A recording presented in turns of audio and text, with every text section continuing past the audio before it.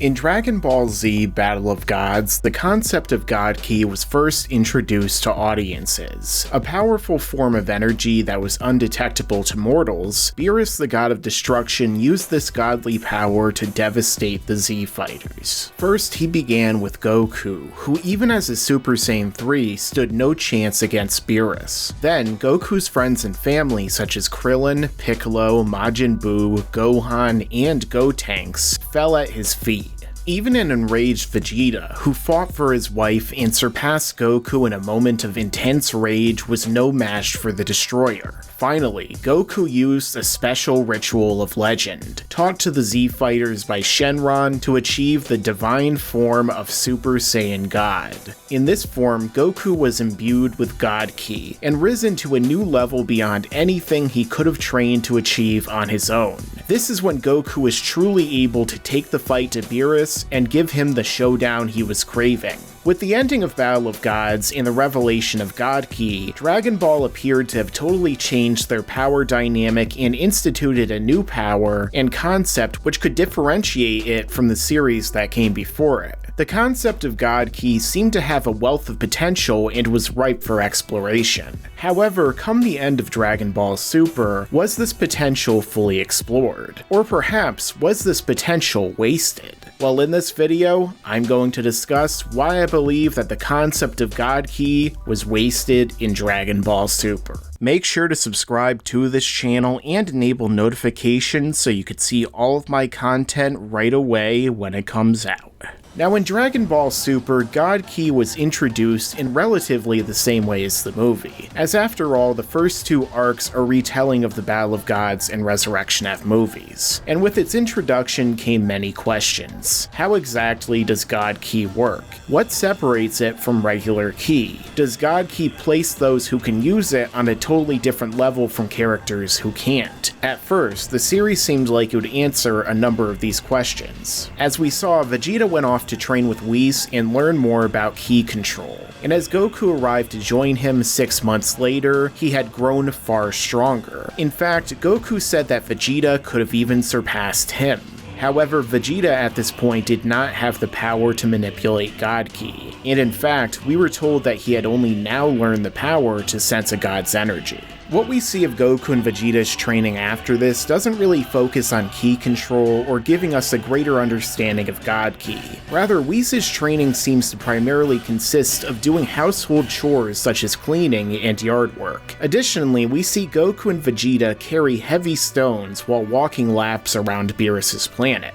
And then the rest appears to be taken up by sparring, either by sparring with Whis or with one another. All of this training seems to be focusing on Goku and Vegeta's strength, their speed, and overcoming flaws as fighters. However, very little is spent on God Ki and providing a clear understanding of how it functions, or how Goku and Vegeta can readily access it. What we do get is a scene in which Goku and Vegeta are sparring while Whis watches. At this point, Whis tells them that their energy is leaking out, and that they need to keep their Ki contained while powering it up. This would prevent their enemies from sensing their power, and after Goku and Vegeta do this, their fists clash and we see a glimpse of what would later become Super Saiyan Blue. However, this scene isn't elaborated on or explained to the audience. Shortly afterward, Goku and Vegeta are sent by Whis into a dimension within his staff. This dimension is very similar to the hyperbolic time chamber, and due to its conditions, Goku states that it's the best place to train.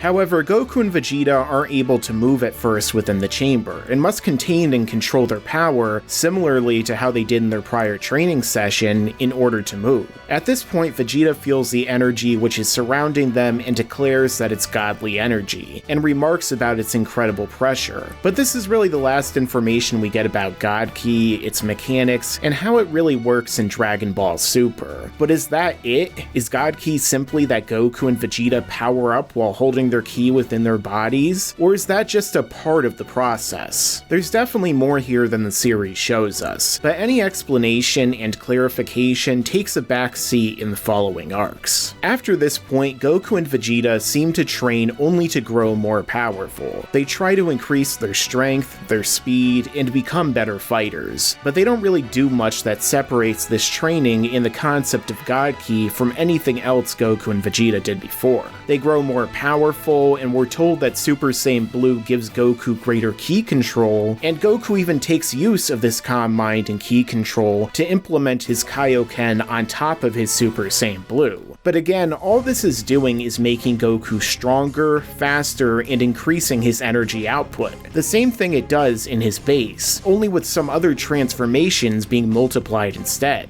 Goku and Vegeta don't really learn any new abilities or techniques that could only really come about from knowledge of God Ki. They don't use it to give themselves an edge over their opponents in different tactical ways. Rather, it seems to exist primarily as a power-up. And by the end of Dragon Ball Super, all we really know about God Ki is that the gods such as the Supreme Kais and Gods of Destruction have it, and it can't be sensed except by other gods or by feeling its distinct pressure. It also makes Goku and Vegeta more powerful and gives them different colored forms. But that's pretty much it. However, a lot of this would be forgivable if the concept of God Ki lived up to the original idea that it was presenting, that it was an entirely different realm of power, and that even someone like Goku could train his entire life and never reach this level of power. That would really make this form of energy that much more special, as well as the characters in Super who already have it. But unfortunately, the concept never really lived up to this promise, because as soon as Resurrection F, we had the first signs of weakness in the godly level concept, as Frieza, a character who by this point in the franchise was long since surpassed and basically irrelevant, was able to train on his own for 4 months and achieve a level of power greater than Goku and Vegeta's. Golden Frieza was able to overpower and get the better of Goku despite not having God Ki.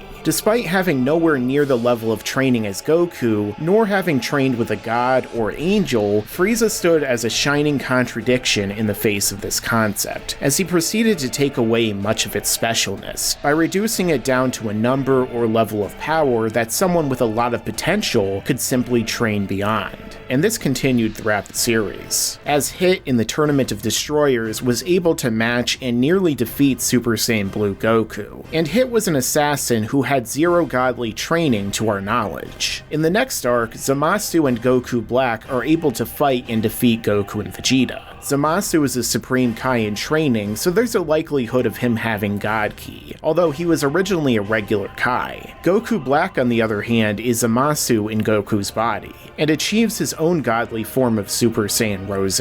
However, again, this seems to exist mostly as a power-up. And regardless, Trunks comes along and matches or surpasses these levels without having God Ki either. And in the Tournament of Power, Android 17, Frieza, and Gohan rival Goku's Super Saiyan Blue level of power, and this came by training their own ways, primarily off-screen. Android 17 seemed to mostly train on his own under normal Earth gravity, whereas Gohan trained with Piccolo, unlocking his ultimate form again, and then growing even stronger. However, these characters also don't possess God Ki, nor do most of the powerful characters in the tournament. And the most powerful fighter, Jiren, is stronger than a God of Destruction despite not having God Ki either. So with all of these characters reaching such a level of power without God Ki, and surpassing the godly level time and time again, the concept of God Ki has really become less and less special since its introduction, to the point where now it's nearly irrelevant. And the series also didn't even let other characters have this power and use it in different ways. It wasn't used to power up the humans, Gohan, Piccolo, or others, but is mostly just reserved for Goku and Vegeta. And if the other characters need to be stronger, they only need to train off-screen on Earth under regular gravity for a little bit, and they're suddenly at a godly level too.